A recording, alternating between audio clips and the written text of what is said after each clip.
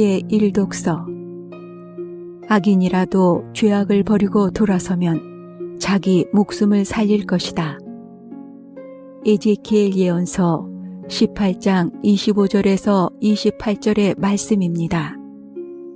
주님께서 이렇게 말씀하신다. 너희는 주님의 길은 공평하지 않다고 말한다. 이스라엘 집안아 들어보아라. 내 길이 공평하지 않다는 말이냐? 오히려 너희의 길이 공평하지 않은 것 아니냐? 의인이 자기 정의를 버리고 돌아서서 불의를 저지르면 그것 때문에 죽을 것이다. 자기가 저지른 불의 때문에 죽는 것이다. 그러나 악인이라도 자기가 저지른 죄악을 버리고 돌아서서 공정과 정의를 실천하면 그는 자기 목숨을 살릴 것이다. 자기가 저지른 모든 죄악을 생각하고 그 죄악에서 돌아서면 그는 죽지 않고 반드시 살 것이다. 주님의 말씀입니다.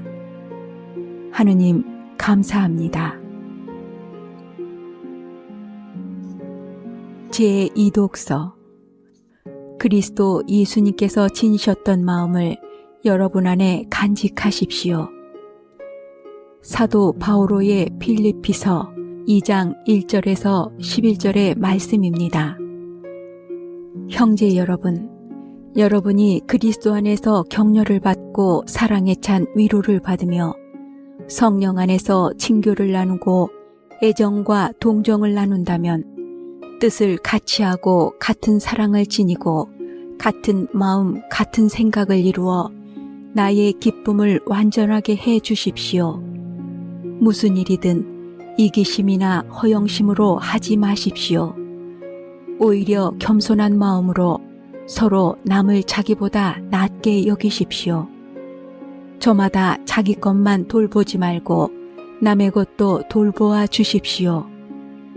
그리스도 예수님께서 지니셨던 바로 그 마음을 여러분 안에 간직하십시오.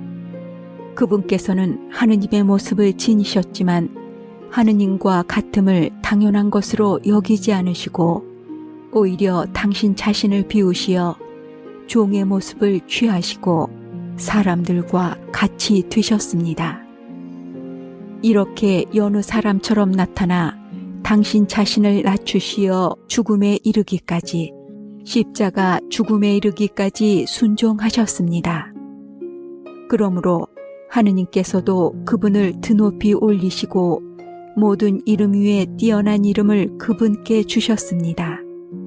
그리하여 예수님의 이름 앞에 하늘과 땅 위와 땅 아래에 있는 자들이 다 무릎을 꿇고 예수 그리스도는 주님이시라고 모두 고백하며 하느님 아버지께 영광을 드리게 하셨습니다. 주님의 말씀입니다. 하느님 감사합니다. 복음. 마다들은 생각을 바꾸어 일하러 갔다. 세리와 창녀들이 너희보다 먼저 하느님의 나라에 들어간다. 마태오가 전한 거룩한 복음 21장 28절에서 32절입니다. 그때 예수님께서 수석사제들과 백성의 원로들에게 말씀하셨다. 너희는 어떻게 생각하느냐? 어떤 사람에게 아들이 둘 있었는데 맏아들에게 가서 얘야, 너 오늘 포도밭에 가서 일하여라 하고 일렀다. 그는 싫습니다 하고 대답하였지만 나중에 생각을 바꾸어 일하러 갔다. 아버지는 또 다른 아들에게 가서 같은 말을 하였다. 그는 가겠습니다 아버지 하고 대답하였지만 가지는 않았다. 이 둘 가운데 누가 아버지의 뜻을 실천하였느냐? 그들이 맏아들입니다 하고 대답하자 예수님께서 그들에게 말씀하셨다. 내가 진실로 너희에게 말한다. 세리와 창녀들이 너희보다 먼저 하느님의 나라에 들어간다. 사실 요한이 너희에게 와서 의로운 길을 가르칠 때 너희는 그를 믿지 않았지만 세리와 창녀들은 그를 믿었다. 너희는 그것을 보고도 생각을 바꾸지 않고 끝내 그를 믿지 않았다. 주님의 말씀입니다. 그리스도님 찬미합니다. 오늘의 묵상. 오늘 복음은 꽤나 불편합니다. 나보다 못한 이들, 죄인들이 먼저 하느님 나라에 들어간다는 사실이 꽤나 불편합니다.